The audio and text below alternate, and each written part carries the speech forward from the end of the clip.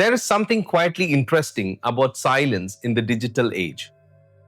We live in a world where almost everything is shared: birthdays, coffee cups, sunsets, breakdowns. Even pain is often softened, filtered, and turned into a content. Life today doesn't just happen, it gets documented. And yet, some people don't seem to participate in this at all. They scroll, they watch, they stay aware, but rarely pause. Sometimes, never. You've probably noticed someone like this: a friend who never updates, or someone who's always present in real life but almost absent online. And it raises a question most people don't say out loud. Why? Why would someone choose to remain unseen in a culture that constantly rewards attention? The easy explanation is that they're shy, introverted, or disconnected. But that explanation doesn't hold up for long. Because many people who don't post are not withdrawn. They're not uninvolved. And they're not disconnected from life. In many cases, they're deeply engaged with it. There is a psychology behind this silence, one that has more to do with identity, self-regulation, and awareness than fear or insecurity. For some people, silence isn't emptiness, it's control. It's a choice to decide what parts of life remain private, what moments don't need witnesses, what experiences don't need approval to feel real. Social media subtly reshapes how we see ourselves. It rewards visibility, it rewards expression, it rewards being seen. But over time, identity starts shifting outward. Psychologists describe this as external validation dependence, when our sense of worth becomes tied to feedback from others. Likes, comments, messages, views. At first, it feels harmless, even motivating. But slowly, your emotional balance starts reacting to response. Good feedback lifts you, silence unsettles you. People who stop posting often notice this shift early. They sense that their confidence is becoming conditional, that their mood is responding more to reactions than reality. So instead of feeding the loop, they step back.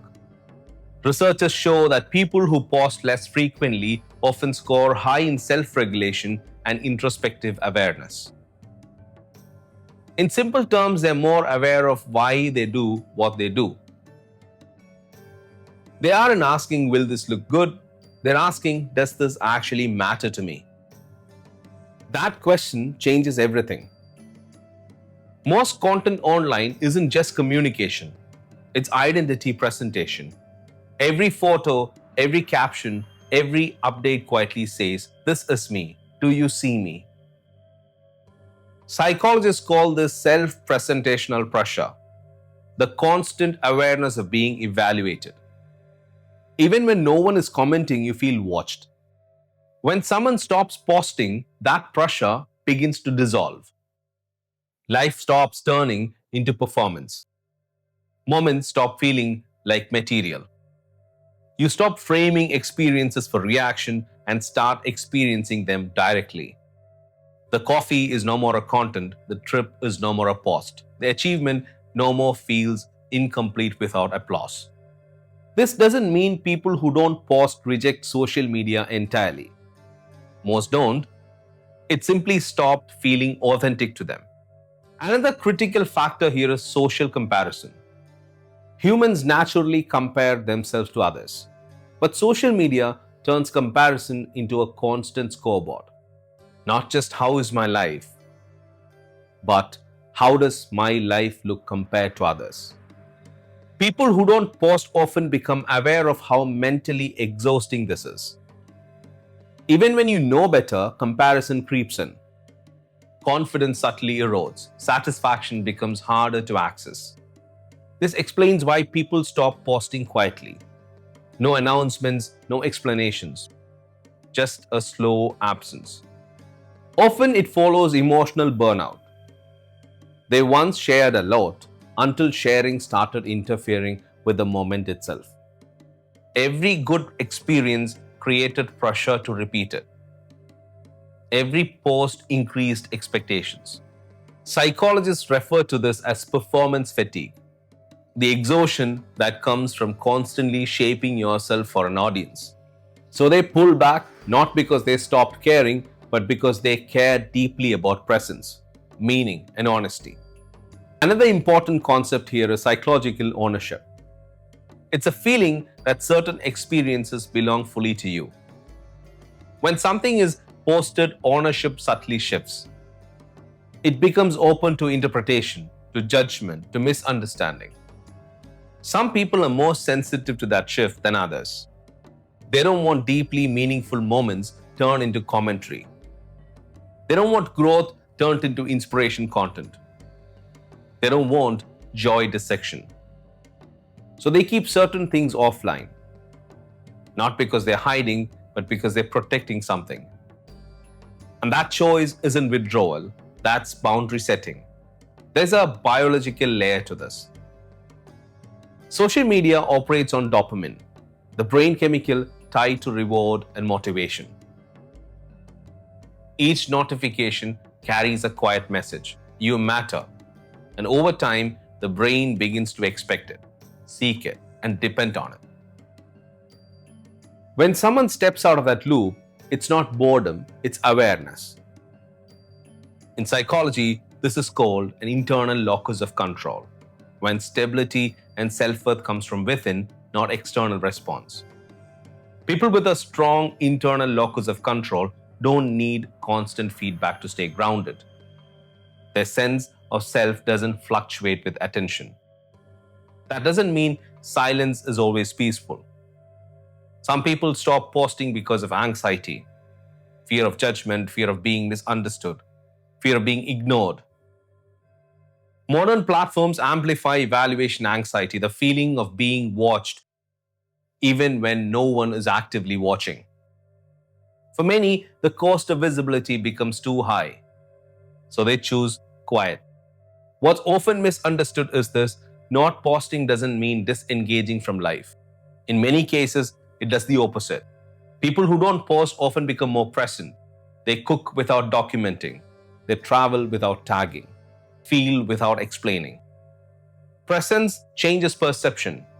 Time feels slower. Conversations feel deeper. Experiences feel heavier in a good way. From a psychological perspective, this is linked to greater self-concept clarity, a stable understanding of who you are without external reinforcement. Ironically, platforms designed to connect us often leave people feeling disconnected. When you stop posting, you notice something interesting. Who checks in without updates? Who remembers you without reminders? Those connections feel quieter but are far more real. And this leads to a deeper truth. We have confused visibility with value. We assume meaning requires witness. But the moments that shape us most rarely have an audience. Private decisions, difficult conversations, inner transformations. They don't appear on feeds, but they define who you become. People who don't post understand this intuitively. They know privacy isn't loneliness. It's intimacy with yourself. When you stop broadcasting constantly, you start hearing yourself again. Your real desires, your fears, your direction. Silence can feel like falling behind in a world that measures progress publicly. But over time, something stabilizes. Worth doesn't disappear when no one's watching. It stays. That's the real confidence. Psychologists describe authenticity as congruence, alignment between inner experience and outer behavior. In digital spaces, that alignment is easily distorted. Not posting can be a way of preserving it, a way of staying whole. Here is the paradox. People who live quietly often feel life more intensely. They are not distracted by performance, they notice details others miss. Some moments are not meant for algorithms. Some truths are not meant for crowds. So when you notice someone who never posts, don't assume they're hiding. Maybe they're just living. Maybe they remembered something the rest of us slowly forgot. That being unseen doesn't mean being insignificant. That being quiet doesn't mean being empty. And sometimes the most honest way to exist is without an audience. Because in the end, we weren't meant to be performances. We were meant to be people. If this video resonated with you, share it with one friend who needs this. Thank you for watching. See you next time.